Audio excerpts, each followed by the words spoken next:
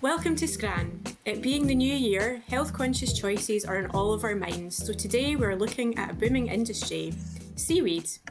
I'm joined by Lawrie Stove of Seaweed Farming Scotland to learn more. Hi Lawrie, how are you? I'm very good, thank you, Rosalind. Happy New Year. How are you? Happy New Year. Yeah, good, thanks. It's freezing. Anyone watching this on video can tell how cold you are. It's Baltic, but it's lovely blue skies, so I've had blue skies and sunshine, which is always a nice thing to have in January. So for anyone that doesn't know, we're talking about seaweed, we're talking about health, the healthiness of seaweed in January with everyone getting back to work and have been Christmas. Could you tell me a little bit about your business? We started farming seaweed back in 2018. We've got a marine engineering part of our business, and we design and install seaweed farms for people.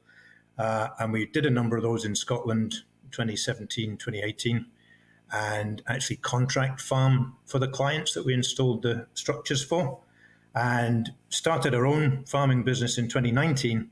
And we're based in Argyll, and we've got marine licenses for seaweed farms, which are floating rope structures out in the open sea in Argyll, and we grow rope-grown Scottish kelp. So we just grow the native species of kelp, the main ones being what's called Atlantic wakame, and sugar kelp, and another one called kombu. So they're all grown, they're all found locally in the native environment on the west coast of Scotland. And we've surveyed quite a few sites and picked the really good ones to apply for a farm license, which we've now got. And we seed the farm every year with seeds from the local seaweed.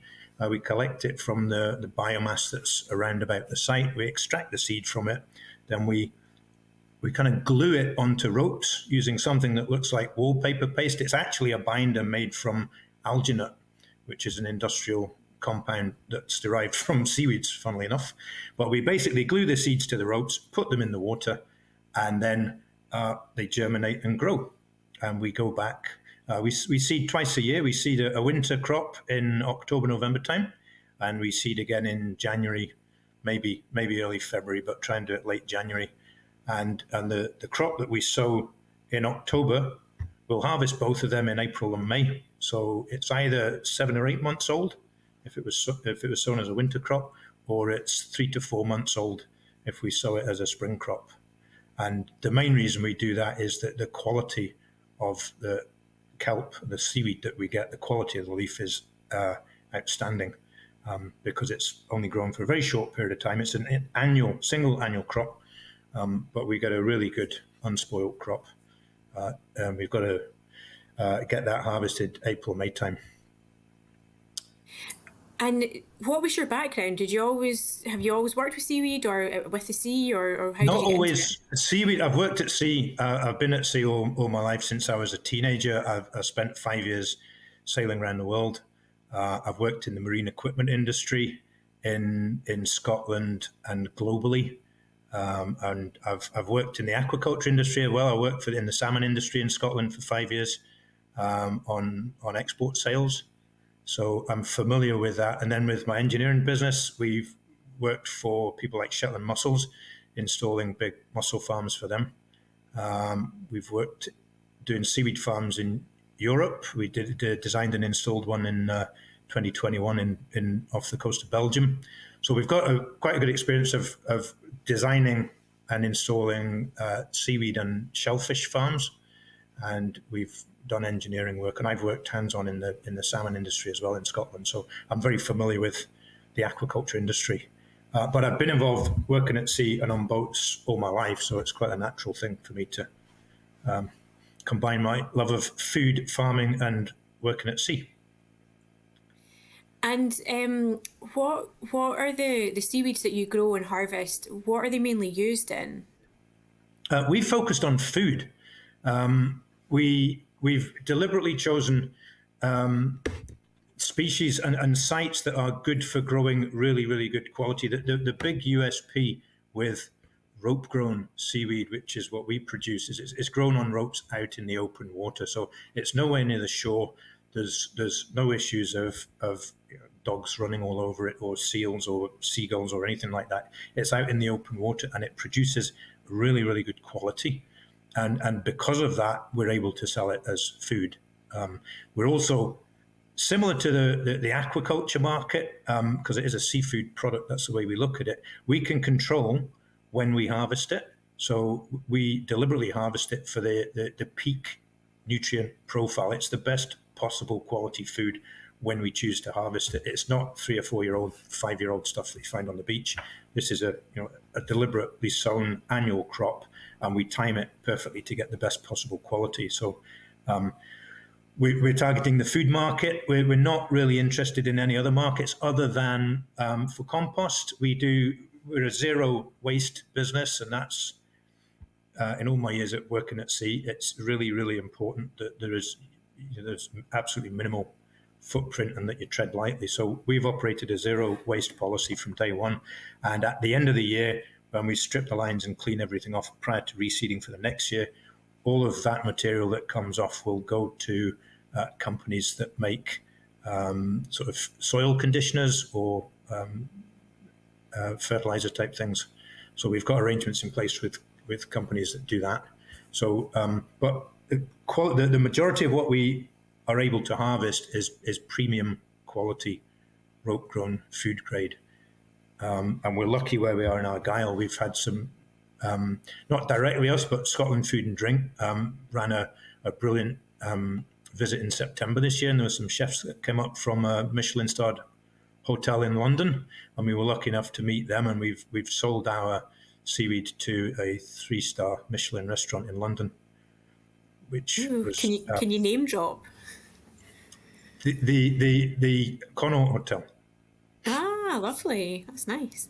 Chef Marco and his colleagues came up. Guy called Adam Wing from Scotland, Seafood Scotland, I think it was, did a brilliant job. They went around, they went to visit Kames, they visit Inverlossa mussels, Loughnell oysters, had a tour of all the sort of seafood producers in Argyll, shellfish, I think Ewan Black, langoustines off of Lismore, and had a brilliant visit, and we got an introduction to that. And based on the quality of what we produced, that was really quite a proud moment to know that we've produced something that's that good quality, because we'd always hoped to, but that's not our decision what a chef chooses to buy. But we've also had really, really good feedback from Chef Michael Leithley at the Pier House Hotel, and we're working with him this year to quite an interesting program. But we're going to have fresh Scottish seaweed off our farm and in his kitchen in 20 minutes. Oh, wow. Because we can deliver by boat. We steam past him every day. So there's fresh seafood, and then there's that level of fresh seafood. And with something like that, when it's a really fresh piece of seaweed, what is it that they're likely to do with it? Because I know that people at home maybe don't really know how to cook with seaweed, apart from if it's in sushi, and you don't really cook sushi. So it's tricky. Well, with there's different types of sushi, but what we produce in Scotland, the Alaria, which is the Latin name Alaria esculenta, and what's marketed as Scottish wakame, it goes an absolutely fantastic color when you blanch it in hot water at 70 degrees or more. It goes from a kind of olive drab brown colored to the most verdant bright green. It's incredible, the transformation, and it's instant in front of your eyes. And what happens is the heat dissolves out all the red and brown pigments out of the seaweed, and it just leaves the green. And it's like really, really bright verdant green. And you can blanch that in hot water, shock it in cold water, and then just shred it and serve it. That's your classic wakame salad. But we're working with local chefs up in Argyll who will provide them with plenty of that to play with and see what they can come up with their dishes. That's really difficult to get to market as a fresh product because it's perishable. So what we've tended to do, we've spent 4 years perfecting our processing technique. So when we harvest the seaweed, we actually cut it into barrels, and it's food grade stored whilst it's still out on the water on the boat. So it goes straight into a salt solution to store it. And then we've got all year to take it out of that and further process it. So what we've been doing, what's been most successful so far, is actually freeze drying it. and we're working with a freeze drying company up in Perthshire that's BRC AA accredited, supplying all the soft berries to the UK retail market, and they're doing the freeze drying for us. So we're able to then mill it and produce a sort of a condiment or a supplement type product. So there's a market there for a functional food, people taking it as a daily supplement. And because we harvest it quite young, it's kind of baby leaf seaweed that we're harvesting. It's got a very, very beneficial level of iodine in it, which is really, really important for your thyroid health, and all the subsequent impacts and benefits that has. But so there's two markets for it really. There's a retail market for it as a health supplement and as a functional health food. It's got so many vitamins and minerals. It's amazing. And then the other route is through chefs and catering, where it's used as an ingredient for a salad, which we can do when it's fresh, or can be used as a flavoring and seasoning to give dishes that umami flavor, where it's not going to taste of seaweed, but if you put it in any soup or smoothie or stew or seafood broth or something like that, it's going to really raise and enhance the flavors that are already there. So it kind of it has this magic ability to just really intensify flavors. So we're hoping, again, we'll see what the chefs are able to do with that. But we're talking to quite a few chefs at the moment. Yeah, it's really interesting because, I've always known it as a sort of kind of flavouring, but is there any really, really unusual food that seaweed goes into that people might not know about? For the seaweed that we're producing, that sort of edible kelp, I mean, there's hundreds and hundreds of species of seaweed. We're sticking to the ones that grow naturally on the west coast of Scotland, and we're growing them in their natural environment, and that's where they thrive and where they do best. So there's, I guess not really. We know people that will use it instead of salt because it's still got a relatively high sodium content, and that's the salt from the seawater that's in the seaweed. But when we're freeze drying it, we're down to about 1% moisture, so the vast majority of the sea salt's gone from it. But it can be used as a savoury sort of salt substitute. We've made butter with it. We're talking to a couple of cheesemakers. We're trying to get a crowdie made at the moment, which will be rolled in seaweed. And we're also looking at getting a cheddar made as well. But that's I didn't realize how long it takes to make cheddar. It's quite a while. So that's one for next year. And do you... So when you said you were one of the things you have is sugar kelp, I actually thought you were going to be giving it to gin, someone who makes gin, because I feel like some of the island gins have kind of put that kelp on the map with how popular they've become. Do you think things like that, although that's not like a healthy way to take it, things like that have really made people more aware of seaweed?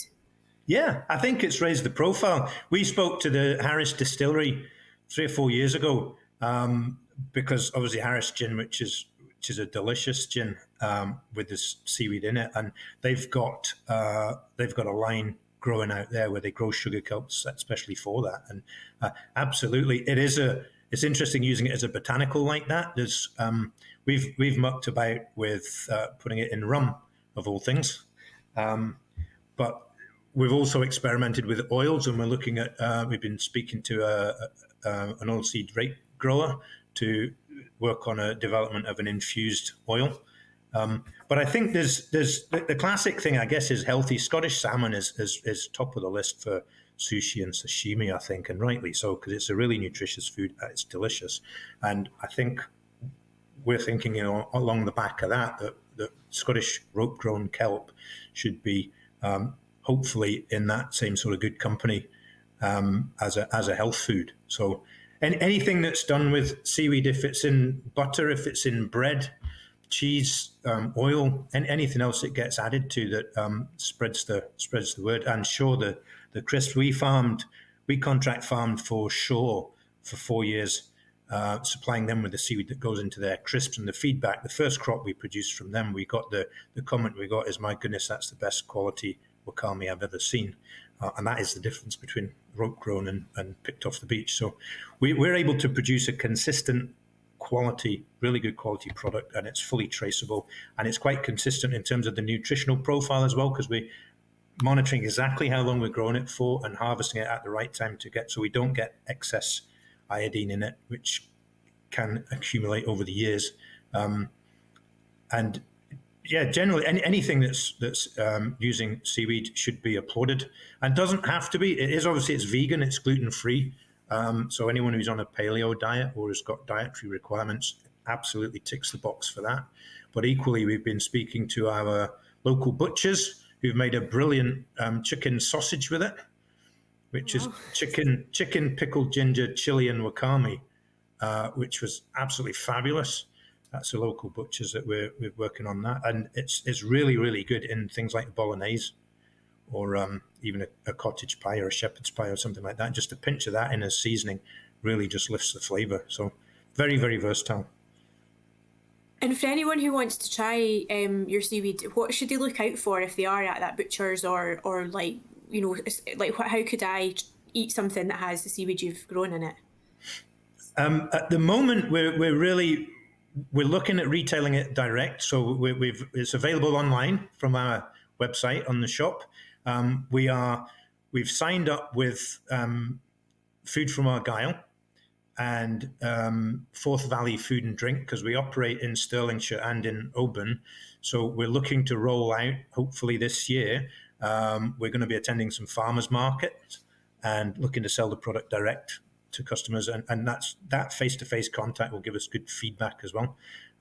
We'll be looking to get it in some farm shops around the country, and we're also looking to work with some chefs like Michael at the Pier House, and we've got some other chefs in more centrally in Perthshire and Glasgow that we're working with on sort of product development for their menus. So I guess at the moment there are not that many products that have got it in, but we're making it widely available. I'm guessing we're going to have to produce a recipe book or speak to someone like the Hebridean baker and get people's input on how to use it. But bread, it's a brilliant thing. If you make your own bread, I'm lucky. I've got 3 daughters and they all bake. They make bread, they make cakes, they make all sorts of things. So they put seaweed in absolutely anything and try it once at least.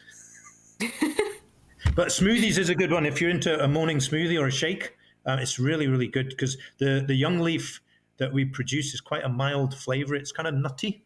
It's almost a cross between sort of a cabbage and spinach in terms of texture, and it's quite a mild nutty flavour. So it's not. People quite often have a misconception with seaweed because based on what they smell on the beach. Ours is grown out in the open water. It is absolutely clean as a whistle.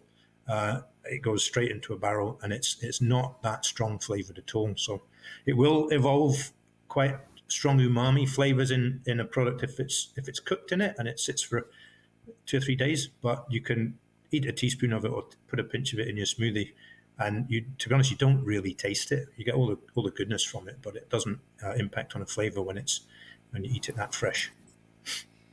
Well, that sounds like a plan for January, since we're all going to be eating smoothies and trying new things.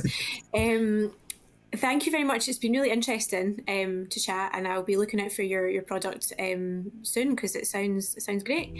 Thank you very much. My pleasure. Thank you, Rosalind. I'm joined by Keith Paterson from Shore Seaweed Crisps. Hi, Keith. How are you? Hi there. I'm very well, thanks. Great to join you. But for anyone that doesn't know, could you just tell us a little bit about your company? So the brand's called Shore, the Scottish Seaweed Company. We take Scottish seaweed and transform it into healthier, better for you crisps that still taste great. So we started that brand in 2019. What were you doing before? Like, did you work with seaweed before, or like, how did you sort of become aware that this is something you could do? So the story of our company, we actually started a seaweed factory up in Wicken around late 2016, early 2017. And that was set up to diversify our business into a very, what we identified as sustainable, nutritious crop that Scotland was in a great position to take advantage of. And we saw early on that really the supply of seaweed was something that was holding the industry back. And in those days, a factory was started to prove that we could supply traceable quality organic seaweed in bulk at a commercial rate. So that started in 2016, 2017. The brand came about from that because we identified seaweed goes into many things. So that factory now sells seaweed into sort of cosmetics as well as nutraceuticals as well as food. But in food, we saw there was a barrier, and that was that seaweed was seen as being very nutritious. It was identified as being very healthy. People understood that. They understood it was sustainable, but they didn't really know how to eat it. And what we saw was a lot of the products in the market at that stage was seaweed as a seasoning or as a sheet. And consumers liked the idea of it. We did a research, but the big barrier was they didn't know how to cook with it. And it is very complicated. Seaweed, there's lots of different species. There's lots of different ways you can use it. So we identified that as being a big barrier to entry for people to eat seaweed. And we developed the Shore brand as a way of introducing seaweed to a much wider audience. And so that was 2019. So what's customer reaction been like? So, I mean, it's been fantastic. I mean, in 2019, we launched a product, seaweed puffs, that weren't quite right, part of the learning curve that flavour comes first. But since then, we launched the chips in 2020. And since then, it's been fantastic. So today, we're probably in over 1,000 stores around the UK. And the brand grows every year, 35 to 40%. So it's done fantastically well since then, since we learned that lesson to get the taste right. And just to go back a bit, can you just clarify what you were producing before you developed snacks? So you said was it just a factory sort of to bring seaweed in and sort of process it? That was it. It was harvesting wild seaweed by hand, which that factory still does. So literally people going out onto the coast, cutting the seaweed by hand. We harvested about 9 different species. It was then taken back to the factory and dried. And what's amazing about seaweed, and one of the reasons it's why it's so nutritious, is it absorbs lots of minerals and nutrients from the sea. But by the time you harvest the wet seaweed, and if you harvest 100 kilos of wet seaweed and you come to dry it, coming out the dryer is 10 kilos. So you've got this really nutrient-dense material in your hands, one of the most nutrient-dense foods on the planet. So it really is, if anything deserves the label superfood, seaweed does. But what we identified was trying to find a purpose of how we could introduce it and make an existing food better using it. And you mentioned that so customers already kind of knew the health benefits of seaweed. Do you think that's just kind of grown over the last few years, that people are more aware of that they should be eating it? Yeah, I think what I would say is people understand there's a health halo around seaweed. I think where the education comes in is going from, yeah, I understand it's healthy, to explaining why it's so healthy. So consumers know, eating seaweed, is it going to be good for me? Yes. The precise reasons. Well, vegans have a good understanding that iodine is very good for them and we lack it in our diets, especially vegan diets. But the broader population will know it's healthy, but not quite know the reasons behind why it's healthy. And that's part of our education to get that across.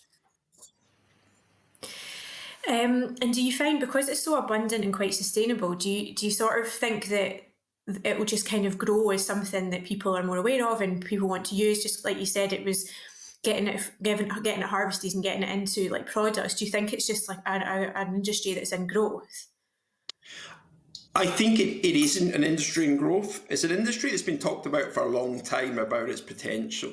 And it's only going to continue to grow if we get a number of things right. So we need a consistent supply of seaweed.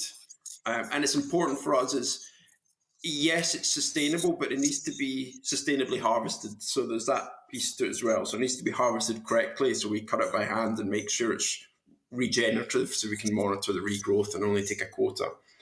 The other thing is it needs continued innovation. So we've done our crisps, which are doing great, but we want to do more. So we need to continue to look at, what seaweed can add to products. And one of the reasons we developed crisps was that we felt that seaweed could add to healthy crisps. We felt that things like lentil crisps that are already in the market, the actual lentil part of it didn't actually deliver much nutrition in the portion size. And it didn't deliver much flavour because all the flavour just came from the seasoning. And we identified that seaweed being salty could help healthier snacks taste better with lower sodium, but also develop some umami flavour into the crisp and actually improve it. So we need to look at ways that seaweed can actually improve an existing product, make it more tasty, make it more nutritionally dense, and add a sustainability element to it. And so you talked a bit about the crisp there. You've launched a new flavour recently, which is salt and balsamic. How do you come up with the flavours? Yeah, it's a good question. We try a lot to start with. When we first launched the brand, we recognised that seaweed actually went well with Asian flavours. So in our range, we've got Peking duck, we've got sriracha, and people identify seaweed with Asian flavours. Often their first sort of coming across seaweed is from Japan. So that sort of world foods really helps create quite a foodie product around seaweed. Now, salt and balsamic happened because we tested it and it just tasted so good that we thought we've got to launch this. It was just one of those where when we tried different products, salt and balsamic was, the best tasting flavour we could come up with. And it's also a very familiar flavour in the UK. So, it was a nice, safe starting point for people to try the crisp range if they didn't want to go into the spicy sriracha, etc. And can you tell us a bit about the day-to-day running of the company? Yeah, so we today, we still get the seaweed from wick, and it's processed into the crisp. So everything, from that side is produced in Scotland. We store the products in Scotland. We've got a small team. We've got myself who runs the brand. We've got a marketing manager, and admin and finance support. So we're still a very small team, but we get out there. And important for us is to get out there and get sampling the product as much as we can. So, the team's out on the road as much as we can, visiting customers, sampling with consumers as much as we can. You must eat a lot of the crisps. I do. We try a lot of the crisps. It's important for quality control to try them. Everything in moderation. So I certainly get my iodine, fibre and antioxidants from them on a daily basis. Yeah, no, that sounds good. Sorry. No, as you say, it is important though when you're doing a food product, you've got to try it. You've got to make sure the consistency of the product's there every day in a serious nature. So, and we're using a natural product like seaweed, and we're always learning something every year. We're learning a bit more about the seaweed, about the flavours, about the way it works in food products. So trying it is critically important. And this might be a bit of a daft question. Do different seaweeds add different tastes once it's all kind of died down? It's a great question because we think of when we talk about seaweed as a generic thing. It's a bit like saying vegetables or plants. Seaweeds can come in all different shapes, sizes. They come in all different flavours, all different nutritional properties. So one of the big jobs we had to undertake when we started this project was figuring out what species of seaweed we could harvest sustainably and what seaweed species worked in certain foods. And it depends on the product you want to come up with, depends on the type of seaweed you want to use. So that's one of the big things that goes into our development process is learning and understanding the different species of seaweed. And we've worked with universities, we worked with Aberdeen University, we've worked with some private manufacturers to figure that out because it is a challenge. And would you like to branch out into other areas, or are you just going to continue kind of what you're doing? Well, we see the Shore brand as a vehicle for seaweed, as a champion for Scottish seaweed. So certainly the crisps is our core range. We want to continue that. But we do want to look in the future about broadening it out into other product areas. And our mission as a company is to make seaweed available and appealing for all. So to do that, we want to look at other areas where we can introduce seaweed into products. And do you find, so this time of year, I mentioned at the start, we're into January, we've just had Christmas. Do you have more demand from people wanting to look for a kind of healthier snack?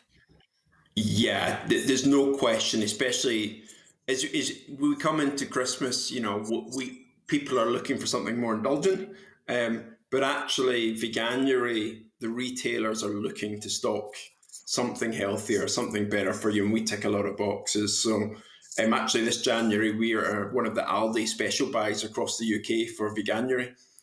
So we get a lot of retailers looking for us to go into on promotion for January. And it's a great opportunity for us, for new consumers, to buy into the brand and try it, because yes, it fits the healthier snacking, the healthier lifestyle, but we pride ourselves that the crisps actually taste great. And once you try them, it's something you can continue for the rest of the year. And to go back to the seaweed, is there some seaweed that's more valuable or sought after than others? Yeah, there are. So, I mean, if you can go to the extreme, pepper dulse is known as truffle of the sea, and it can be £200 a kilo, and it's a tiny little plant, extraordinary flavour. To some of the kelps, which are used more in sort of pet food industries and are bulk. I think in terms of food, it's more a question of what works and what product. Some of them have flavours that are more fishy, that are more bitter, and some of them are much more neutral and spinachy. So you've got to learn, and if you can get those umami, spinachy type flavours, they work very, very well in food products. But getting that balance, and sometimes actually blending the seaweeds together, can give a really interesting flavour. And so you mentioned you're an Aldi special buy across the UK, and you're in quite a lot of supermarkets. How's that journey been? Because you're still quite a small company, you said. Yeah, we are quite a small company, and we actually launched the crisps March, April 2020, right before, they'll take everyone back down to lockdown. So it was a real challenge. And we're really lucky at that time that Sainsbury's had agreed to stock us. So that helped during that period, because literally we couldn't get out and sell. So, it's been a very gradual growth, which has been great. We've gone to the independent market, sold in there. We've developed supermarkets slowly. So last year we went into Tesco and Morrison's for the first time as well. So it's taken time. Seaweed is new. That's appealing, because if you're going to launch something, supermarkets want something new and interesting, but also it's risky. From their point of view, it's, we don't know if seaweed will work. We don't know if it will sell. So it's taken us time to build up the case study to take to supermarkets to say, actually, this is a product that will sell if you put it on shelf. And it's taken us 2 or 3 years to get to that point. And do you find, sort of coming from the north of Scotland and it being Scottish seaweed, is that a kind of selling point for people around the UK? Absolutely. We actually, when we first did the research with consumers, we put different geographic locations. What if the seaweed came from, Cornwall? What if it came from London? What if it came? And by far and away, Scottish was number one. So I think in the same way Scottish seafood is renowned both throughout the UK and the world, the Scottish element really helps to add quality. And also, I think people understand that the waters are clean, that it's a much more appealing location for it to come from. And we very proudly put that on the pack, because it just, I think, gives another stamp of approval, and it's an important part of our brand. Going to say Scotland being number one, as it should be, but I don't want to offend anyone in Cornwall. Yeah, well, and it was just, we thought to ask the question, because you can always presume, oh, it's Scottish, it'll be great, but actually you've got to ask the question and see what people really think. And it came out really strongly in terms of, is it an advantage having the seaweed from Scotland? And immediately people made the connection to some of the sort of cleaner waters, etc., and the seafood that we've got in Scotland. Yeah. And we're obviously in January. Do you have any future plans for the year that you could share with us? So number one for us, you mentioned the new flavour, salt and balsamic. So we're trying to roll that out in more stores as we speak. The products are also rolling back into co-op stores this January. So that's great for us.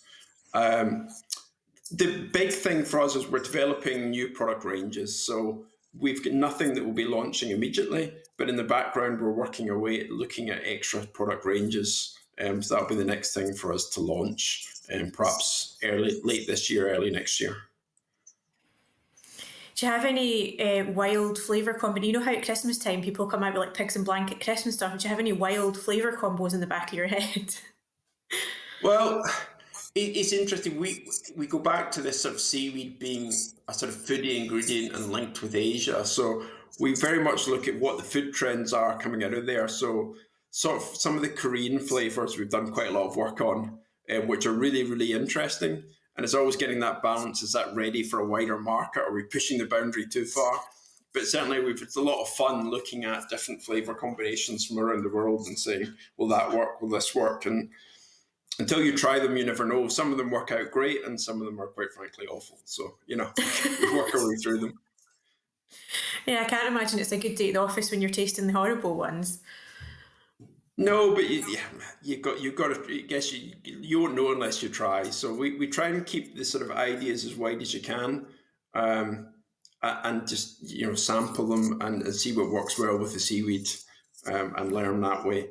But yeah, it's fun. I mean, there's worse things you could be doing. Exactly. Well, thank you very much. It's been really interesting, and I've tried some of the crisps. The cafe in our office used to have them, so I used to have them quite often. So yeah, I can vouch that they are delicious and healthy. So thank you very much for chatting more about them. Thank you. Pleasure to be on. Thanks for joining us today. Please remember to rate, review and subscribe. I'll be back again soon with more stories from Scotland's food and drink industry.